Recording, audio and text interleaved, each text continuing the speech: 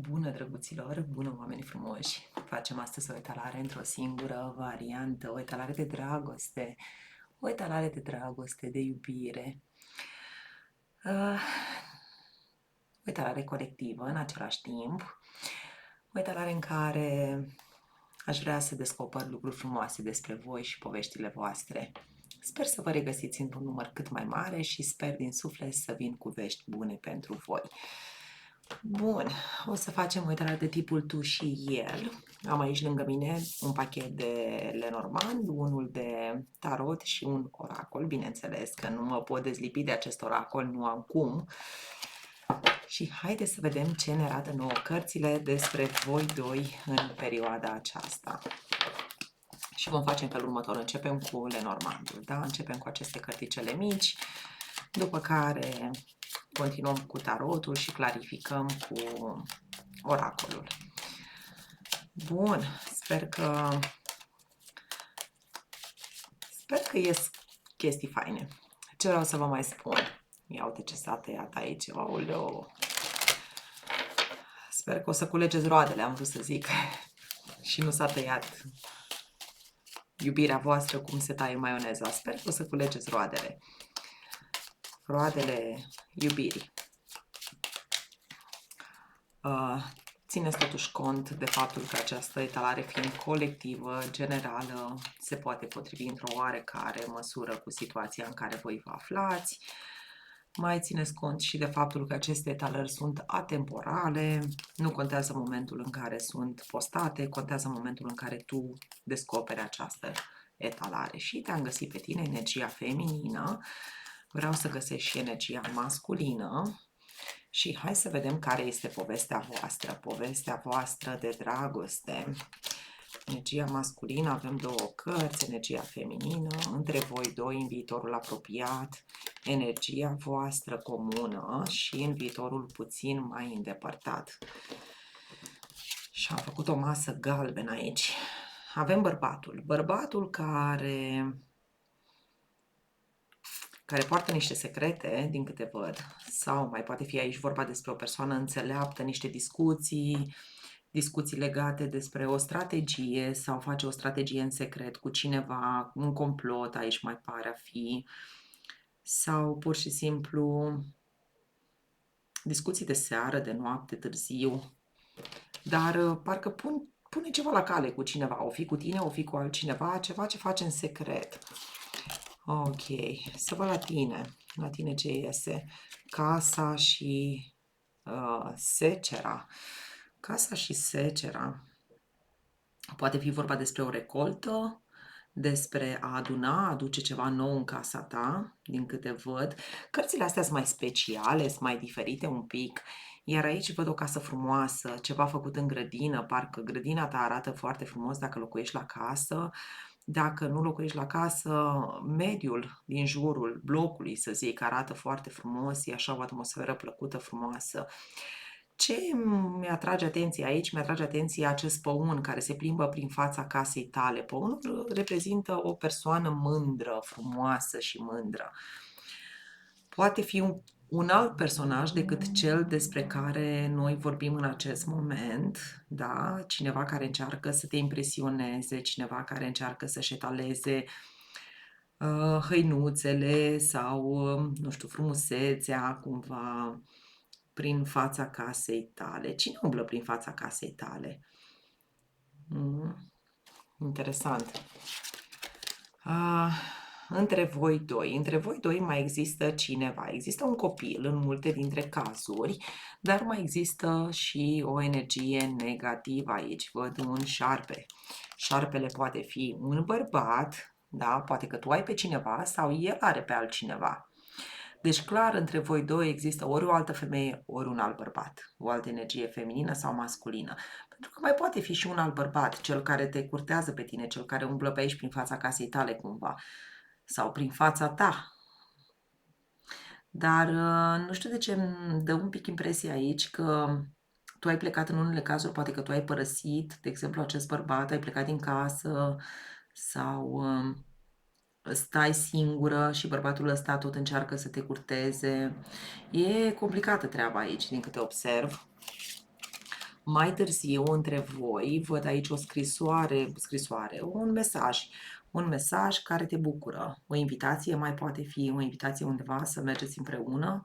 Piramidele astea mi-arată, da, o călătorie, un drum și cămilă avem aici. De fapt, este vorba despre un dromader, nu este tocmai o cămilă, un dromader. A petrece timp împreună, undeva unde este cald și soare, o invitație primești. Și călătorie, distanță, călătorie. Pare fi vorba despre un triunghi amoros, așa, la prima vedere. Da. Pare că în curând vei călători. Parcă-s planuri de călătorie aici, pe care le faceți împreună, o invitație. Dar cine e șarpele ăsta dintre voi? Dacă nu ar fi și șarpele între voi, aș fi zis că toate sunt bune și frumoase aici, că totul este superb. Dar câteva cărți îmi indică mie că lucrurile nu merg tocmai bine. Mă mai duce cu gândul și la altă chestie, e posibil aici, da, să fie o relație extraconjugală a ta cu cineva și că îți faci curajul până la urmă să pleci undeva într-o călătorie, să vezi pe cineva. E ca și cum ai merge către persoana dragă sau împreună cu persoana dragă sufletului tău și altcineva rămâne acolo în spate. Complicată treaba. Și întotdeauna când eu am povești din astea complicate, apelez la cărțile astea pe care eu le ador pur și simplu și le-am numit Maimuțica, pentru că sunt cărțile cu Maimuțica curioasă, care ne dezvăluie aici secrete și ne ajută. Maimuțica ajutătoare. Ia să vedem. Gânduri între voi doi. Situație destul de întunecată legată de șarpele ăsta. Mai poate fi aici o persoană care nu este tocmai de acord cu relația voastră, șarpele ăsta. Cine e șarpele ăsta? Și copilul, un copil, o energie tânără. Cineva care este totuși în preajma copilului sau are o legătură cu copilul. Poate fi mama unuia dintre voi doi. Cineva care nu are gânduri tocmai bune, care, da, nu e chiar stabil sau nu are gânduri bune pur și simplu legate de voi doi, de tine și de cele care tu întrebi. Mai văd aici o întâlnire la tine, apare o întâlnire în curând, la energia feminină. Hai să vedem energia masculină. Energia masculină pleacă la un drum alături de o persoană răutăcioasă, o persoană falsă. Nu știu cine e persoana asta, dar se pregătește pentru un drum, persoana cu care probabil vorbește, persoana cu care are aici o relație secretă sau pune la cale ceva. Sunt mesaje, cred că pentru mai multe persoane, din câte văd, de aceea spun, trebuie să fiți destul de înțelepți încât să luați de aici doar ceea ce se potrivește, știi, relației voastre sau situației în care voi vă aflați, pentru că văd foarte multe mesaje și poate că nu sunt toate pentru un singur om. Deci, văd o situație destul de complicată. Parcă fiecare are viața lui separată. Voi doi sunteți cumva împreună, dar nu mai sunteți împreună sau nu știu cum să spun. E ca și cum trăiți, conviețuiți împreună, dar fiecare este separat. Fiecare are viața separată. La energia feminină văd aici întâlniri, văd că te pregătești și tu de asemenea pentru un drum, pentru o călătorie. Un bărbat de afaceri mai văd, un bărbat care face afaceri, un bărbat care își dorește să fie bogat sau face niște afaceri și pleacă în interes de serviciu undeva, dar de fapt nu este niciun interes de serviciu acolo, ci pleacă împreună cu cineva. Poate că te minte pe tine, poate că spune că, uite, mă duc că trebuie să rezolv o anumită problemă sau mă duc că am ceva afacere sau am ceva de făcut și trebuie să călătorească, trebuie să plece, dar de fapt nu este asta neapărat problema, ci problema este o altă energie feminină. Aici mai este cu cineva, mai este cu o anumită persoană. Între voi doi, mai târziu iese soarele, iese bucurie, iese mariaj, cartea mariajului și am chiar Maimuțica care parcă îți dictează ție, parcă cineva îți spune ție ce să spui sau ce să faci, în așa fel încât lucrurile să meargă bine. între voi doi. Deci în cazul în care tu ești căsătorit aici și relația voastră nu prea merge bine sau a trebuit să pleci din casă, este posibil ca lucrurile mai târziu să se rezolve între voi, da? Este posibil ca el, până la urmă, energia masculină, da, să te asculte și să te urmeze cumva. Interesant. Dar, deocamdată, ce văd aici între voi doi nu este... Parcă separat, așa, fiecare aveți viața voastră. Ce energie aici complicată, e complicată treaba. Hai să văd și cu oracolul, ce mai spune și oracolul. Da, sunt foarte multe mesaje. Da, căsătorie, vezi, căsătorie, voi doi sunteți într-o uniune, într-o căsătorie sau într-un pur și simplu concubinaj. Nu neapărat că sunteți cu acte în regulă. Dar mai este cineva aici sau cineva care nu este de acord, care are gânduri negative referitoare la voi doi și la relația voastră. Ok, aici e o chestiune de timp până când... sau până când el va pleca undeva, sau dacă nu sunteți împreună în acest moment și este distanță între voi, este o chestiune de timp până când va reveni la tine, pentru că are nevoie de timp, trebuie să treacă un pic de timp să-și rezolve anumite probleme. La el ce apare? Energia masculină, apare o întâlnire aici cu o persoană falsă, o persoană care nu este tocmai ce trebuie, cum s-ar spune, undeva la un drum. Lui iese drum. Pe partea bărbatului iese drum, merge să întâlnească această persoană la o cafea, la, da, întâlnire și vorbe, discuții cu o persoană care nu este chiar tocmai bună. La tine, energia feminină, și la tine apar vorbe, dar cu altcineva, cu o persoană care este interesată de tine și cineva cu care, da, tu stabilești aici o întâlnire și veți discuta, nu știu ce veți discuta, ceva legat poate și de casă, de o casă. Puțin mai târziu aici între voi doi, da, lucrurile se îmbunătățesc. Lucrurile se îmbunătățesc și nu numai că se îmbunătățesc, dar apar noi perspective și apar noi situații, lucrurile se schimbă cumva, îți aduce ție o bucurie. Ca și cum tu te bucuri de toată această reușită. Chestii complicate, foarte complicate în acest moment, din câte văd, dar cu potențial de fericire, de bucurie, de rezolvare, știi? Cumva. Bun, o să strâng cărțile astea și gândindu-mă în continuare la voi doi, deci voi rămâneți încă pe masa mea, vedem ce ne spune și tarotul despre voi. Despre voi doi. Vă las aici pe masă, da? Ia să vedem ce îmi spune mie tarotul despre voi doi și situația dintre voi doi. Tu și persoana de care ești interesată sau interesat, pentru că mai sunt și domni care ascultă. Energia masculină, energia feminină, cum vă conectați la nivel mental, ce își dorește el de la tine, ce îți dorești tu de la el și ce aveți în suflet fiecare. Iar aici vreau să văd acțiunile lui vis-a-vis de tine, acțiunile tale vis-a-vis de el, trecut, prezent și viitor. Facem așa, uite cum se întorc cărțile, ok. Dacă vor să se întoarcă, deci e cumva cam instabil, nici prezentul și viitorul. Ok, voi doi, tu. El pleacă, el este la drum, e departe, sau pleacă, sau urmează să plece. E vorba de un drum, de o călătorie, el se retrage. Cum se gândește? Se gândește să fugă, să plece, să își pune lucrurile aici în ordine cumva, dacă n-a făcut-o deja. Deci aici pot să vorbesc la trecut, prezent sau viitor. Depinde de fiecare. Unii dintre voi ați trecut deja prin toată situația asta, alții dintre voi probabil că treceți acum în prezent, iar alții veți trece în viitor.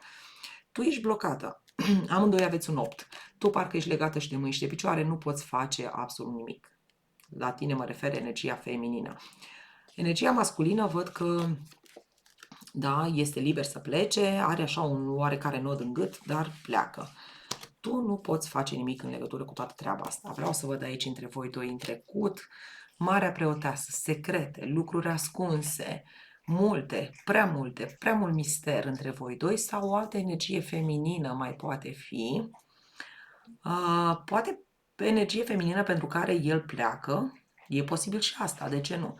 Dar Marea Preoteasă, când vorbește despre relații, vorbește despre faptul că între voi doi nu mai există intimitate, că între voi doi există așa un fel de răcire, să zic, da? Lucrurile s-au cam răcit, s-au cam distanțat. Deci nu e de acum, e din trecut treaba. Ce vă doriți unul de la celălalt? Și văd așa, energia masculină probabil că și-ar dori ca tu să lupți un pic mai mult sau se apără pur și simplu. Nu mai vrea acuzații, nu vrea să fie acuzat, nu vrea să fie tras la răspundere de absolut nimic. Energia feminină, ce-ți dorești tu aici? Turnul. Tu îți dorești ca totul să se dărâme și să poți reconstrui, să o iei de la zero cumva, să toată situația asta să dispară, ca și cum să te trezești într-o dimineață și toată situația asta să nu mai existe, să nu mai fie. Între voi doi, regele de cupe, care a venit așa pe orizontală cumva, adică ești nesigură, e ceva nesigur aici cu regele ăsta de cupe, cu iubirea voastră, e pus așa cumva în balansoar, într-o... Poate fi vorba de iubirea voastră, dar poate fi vorba și despre o altă energie masculină. De aceea spun că de la început, dacă te-ai uitat de la început, am văzut acolo că fiecare, parcă ați mers așa pe alt drum, sunteți împreună, dar fiecare e cu povestea lui, fiecare are lucruri separat, știi? Sau poate, na, în suflet. Ce are el în suflet, ce ai tu în suflet? Păi el are 3 de cupe, da? 3 de cupe este cartea distracției. A-ți trăi viața, a te distra, a te simți bine, a sărbătorii. El vrea să sărbătorească, să se simtă bine cu prieteni, cu prietene sau pur și simplu simte nevoia să trăiască viața. Pentru că în 3 de cupe vorbim despre sărbătoare, despre petrecere, despre a sărbători un succes, da? Și mai ales când vine vorba despre sufletul unui om, e așa, cumva, na, cum ești atunci când ești adolescent, tânăr, știi? Simți că viața e frumoasă și că nu trebuie lăsată să treacă pe lângă tine, știi? Tu ai luna aici, incertitudine, frică, ce ai tu în suflet? Păi, na, ești plină de frici cumva. Și cu optul ăla de spade acolo, da, e o teamă, teama de viitor, teama de ceea ce urmează, o ușoară anxietate. E o frică aici, frica de a dărâma totul, vezi tu că e turnul între, frica de a schimba soarta, de a schimba viața, de a se dărâma totul, parcă nu vrei să lași lucrurile să cadă, parcă încă vrei să fii în control, să ții de ele, să fii sigură că urmează ceva stabil. Probabil că ești genul de persoană care iubește stabilitatea, da, și nu-i plac schimbările bruște, te sperie cumva ceea ce, orice schimbare din asta radicală. O să mai și clarificăm puțin. Ce se întâmplă? Cum acționează el? Cum acționezi tu? Păi tu până la urmă văd că tai legăturile cu asul ăsta de spade sau cel puțin cam asta încerci. Da? Să tai o parte din legături măcar, cele mai subțirele, așa cum sunt mlădițele astea în jurul sabiei. Da, încerci așa cumva să descălcești, să faci lumină în viața ta. Știi? Să aduci claritate, să aduci lumină, să... Vezi tu, persoana asta aici încearcă să taie, ce taie? Niște crenguțe, da? Pentru a vedea licurici ăștia mai bine. Iar el, ce face el? Lumea. Cum acționează? Se distanțează, așa cum am văzut de la bun început. Sau îți arată clar că lucrurile s-au cam încheiat aici sau că un capitol s-a încheiat. Probabil că, uite, dacă te uiți atent în cele două cărți, cum acționați unul vis-a-vis de celălalt, el are lumea, da, toată verdeața asta din jur și tu ce faci aici? Tu tai această verdeață pentru a descoperi ce? A descoperi această femeie superbă, frumoasă. Deci, cumva, tu vrei cumva să aduci dovezi. Tare îmi vine să spun că el protejează, pentru că el se luptă. E ca și cum el este într-o altă relație, de care tu știi ceva, dar nu ești sigură, ok? Și vrei cumva să îi dovedești că există acea persoană, că știi? Parcă îmi vine să spun ceva de genul ăsta. E ca și cum să spun, cum să explic, ca să înțelegeți mai clar. Tu vrei neapărat să găsești dovezi, da, în defavoarea lui, să descoperi această femeie superbă care există în viața lui sau ceva de genul ăsta. te gândești că o ascunde, că el luptă și că minte și că ar trebui ca tu să descoperi, să-i arăți. Și ce faci? Iei sabia asta și te pui și tai în stânga și în dreapta până descoperi, până faci lumină. Că vrei lumină. Și aici ce mi-apare? Mai târziu, 4 de cupe. 4 de cupe arată o carte, e o carte a dezamăgirii, este o carte a așteptării, a dezamăgirii. Dar întoarsă merge către 3 de cupe. Către 3 de cupe, dar 3 ăsta de cupe nu știu dacă este sărbătoare, ci mai repede vorbim despre triunghiuri amoroase, vorbim despre faptul că tu consideri cumva că el are pe altcineva. El zice că nu și nu și nu, că luptă aici din câte văd. Da, se apără, luptă, el zice că nu și nu recunoaște nici în ruptul capului. Tu îi pui dragostea lui la îndoială, categoric, și nici nu vrei ca lucrurile să le lași așa să se dărâme, să plece, să termine odată, pentru că nu ești sigură, că ai luna aici în suflet, adică nu ai siguranță, nu ești 100% sigură. Ți se pare că într-adevăr are tot felul de... Și nu că ți se pare, că mai devreme într-adevăr așa a ieșit, da? Șarpele pe partea lui și călătorie și drum. Știi tu ceva știi, dar nu ai dovezi. Ce mai vreau să văd acum?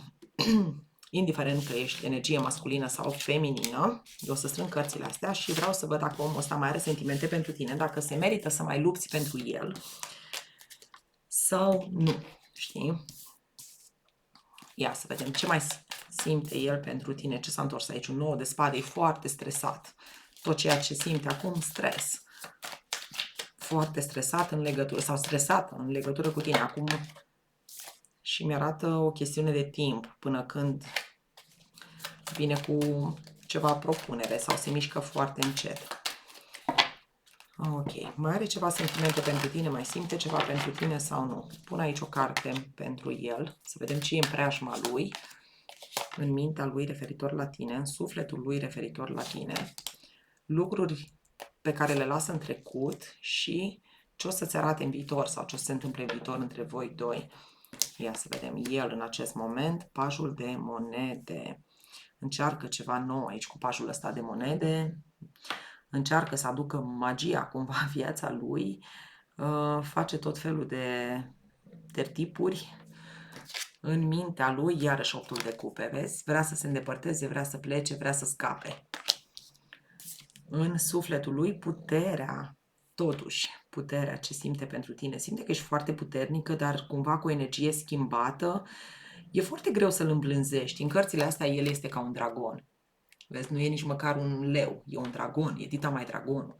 Și e greu să îmblânzești această persoană. Probabil că este de neîmblânzit, știi? Și totuși cumva simte că tu ai puterea asupra lui, într-un fel sau altul. Chiar dacă rațional, mintea îi spune, du-te mă, îi pleacă, lasă-o în pace, știi, stai departe de ea, sufletul nu îl lasă, pentru că el simte că cumva tu ai puterea asupra lui. Ce lasă în trecut? Uite, aceleași cărți. Lasă în trecut lupta, apărarea, nu se mai luptă, nu mai apără și către ce merge? Către distracție. Către distracție, către bucurie, așa cumva. Hai să vedem la ce se referă bucuria asta. Mai punem câte o carte pe mintea lui, pe sentimente, pe trecut și pe viitor. Și aici pe el. Bun. Ce avem în minte? Steaua, speră. Speranță, vindecare, merge către vindecare, vrea să schimbe lucrurile cumva în bine. Pentru el, bineînțeles, nu pentru voi. Pentru el, știi? Cu un nod în gât, pleacă, se duce mai departe și vrea să schimbe lucrurile cumva în bine. El, totuși mai așteaptă un pic, ceva îl mai reține, cel mai reține. 9 de cupe. Încă mai visează aici.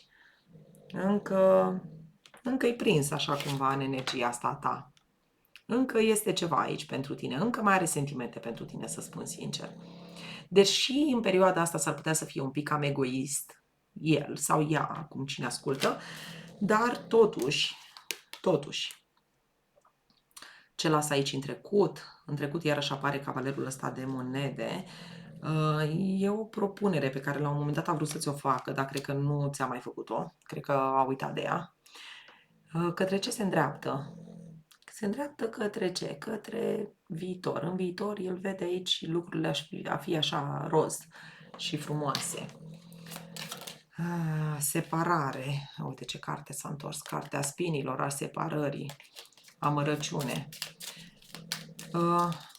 Nu, ce pot să spun eu? El nu pot să spun că nu are o aventură, pentru că am văzut acolo pe cineva, dar nu vrea să recunoască. Știi de ce nu vrea să recunoască? Pentru că nu vrea să te piardă. Încă nu e pregătit să te piardă.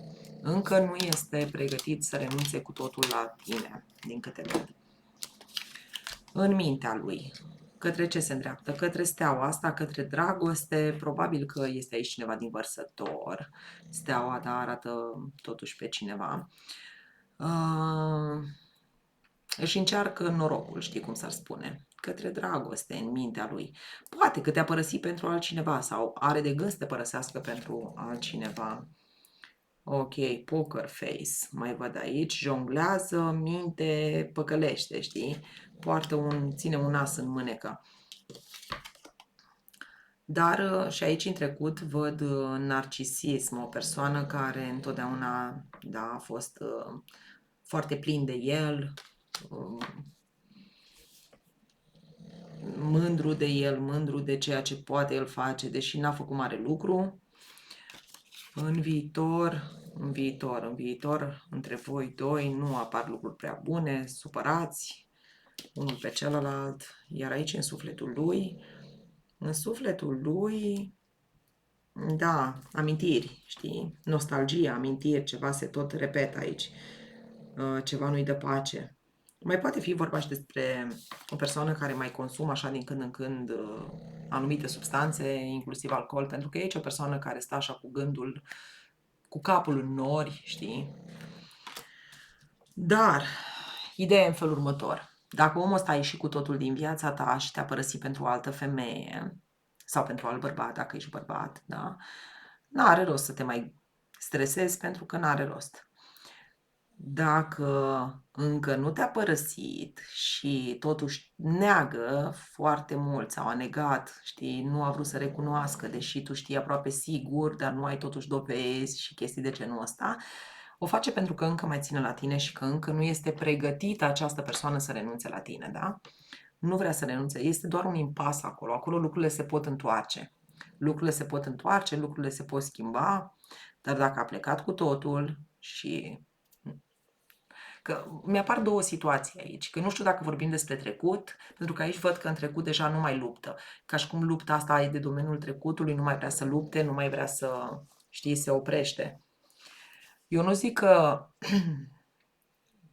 Nu zic că spune adevărul, că am văzut că are secrete persoana asta, într-adevăr, dar spun că încă mai are sentimente dacă încă este lângă tine. Deci sunt cele două variante, cea în care a plecat de tot și cea în care încă mai este lângă tine, dar tu îl bănuiești că ar avea pe cineva. Dacă încă este lângă tine, înseamnă că lucrurile se mai pot schimba. Dacă nu mai este lângă tine, atunci situația este ca și terminată. E destul de dificil să mai aduci persoana asta înapoi, dacă asta îți dorești. Bun, cam atât. V-am pupat, ce să zic. V-am pupăcit, aveți grijă de voi, în primul rând. Speram și eu să-mi iasă aici o poveste frumoasă, de dragoste, în care voi doi vă iubiți, dar, din păcate, nu prea am parte de așa ceva. Am parte aici de povești din astea mai triste un pic, unde există luptă și luptă și luptă între voi doi. Bun, ce să zic, v-am pupat. Ceau, ceau, ceau. Aveți grijă de voi, numai bine, ceau.